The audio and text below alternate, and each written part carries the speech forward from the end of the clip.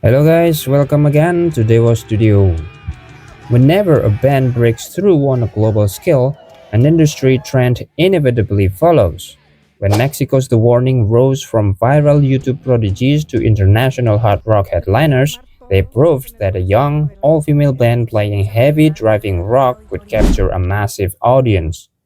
But as more all-female rock bands emerged with strikingly similar formats, sister lineups, heavy riffs, and digital-first origins, a heated debate has divided rock fans. Are these newer bands simply copying the Warning's blueprint to capitalize on their formula? Or are we witnessing a legitimate, organic movement of modern hard rock? So, I have found 5 all-female sisters at the center of this exact debate.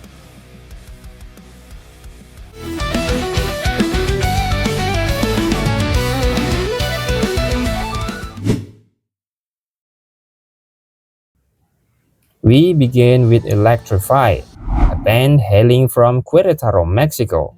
For critics who argue the copycat claim, Electrify is often brought up first. Formed by two pairs of biological sisters, the band built their early online presence by posting precise live covers of the Warning tracks like Joke, Money, and Evolve.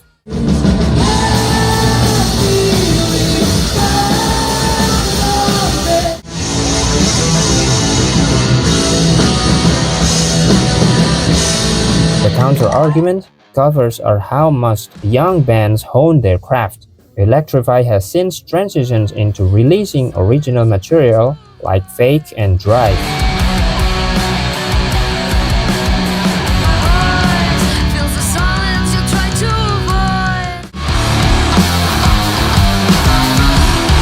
While their lineup structure and hometown lineage mirror The Warning, their dual guitar setup gives them a distinctly heavier, more modern alternative edge. Is it imitation or local scene inspiration?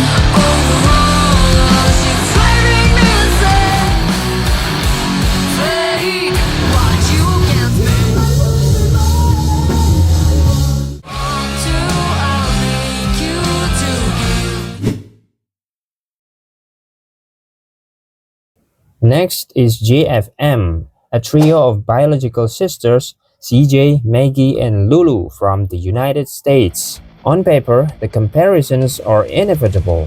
A power trio of sisters who began touring as teenagers, skeptics often attempt to group them into the exact same category as The Warning, assuming they follow the same commercial hard rock blueprint.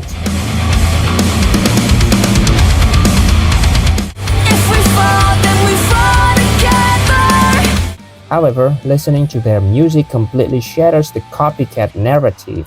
GFM leans significantly heavier, incorporating down-tuned metalcore breakdowns, rushing guitar riffs, and raw vocal screams and growl alongside clean hooks.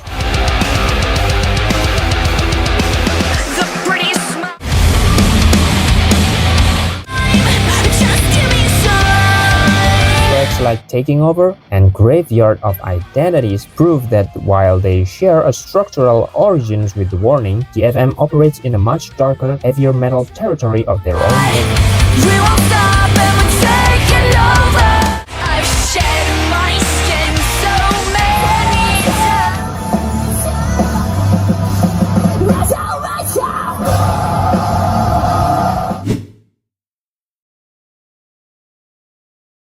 Moving to the mainstream rock radio space, we have Plush. When Plush debuted with their hit single Hate, internet forums immediately began comparing frontwoman Maria Formica to the vocal powerhouses of the modern rock era.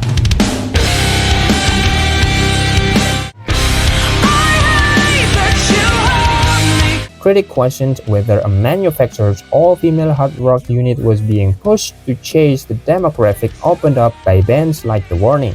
Yet musically, Plush operates in a completely different realm. The shit is so wrong, you pull me in every direction. A little too loud and a lot to say. Tracks like Better Off Alone rely on traditional 80s arena rock guitar solos, soaring vocal belts, and thick production. Rather than copying a specific band, Plush represents the broader revival of classical American hard rock fronted by a new generation.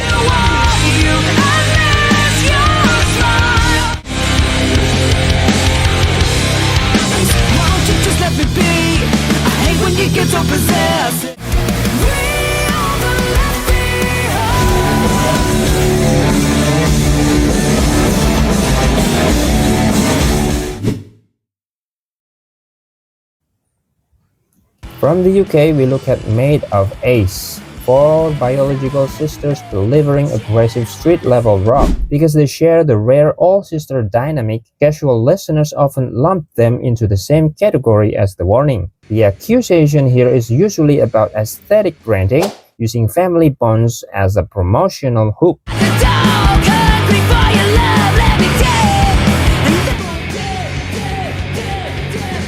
But one listen to track like Bone Death or Made in England dismisses any claim of formulaic copying.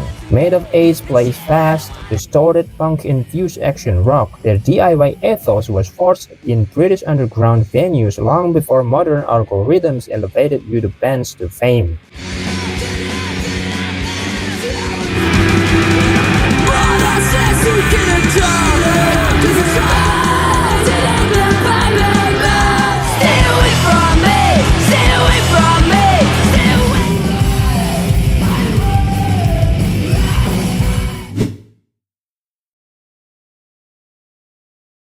Dollskin, a band formed while its members were still in high school. The debate around Dollskin centers on whether the music industry aggressively signed and marketed teenage female rock bands following the early internet success of acts like The Warning and Linda Lindas.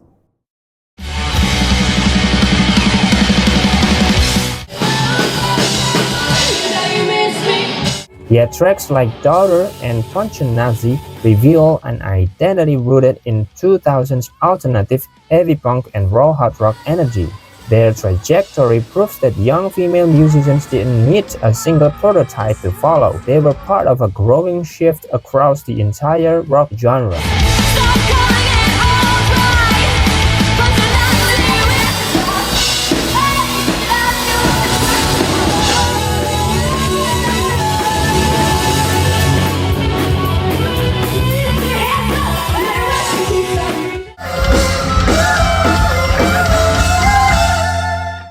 So where do you draw the line? Are these bands riding the coattails of a proven formula, or is it calling them copycats just a lazy way to dismiss a legitimate revival in hard rock? Sound off in the comments below with your take. Don't forget to like, subscribe, and share your thoughts in which band is defining the future of the genre.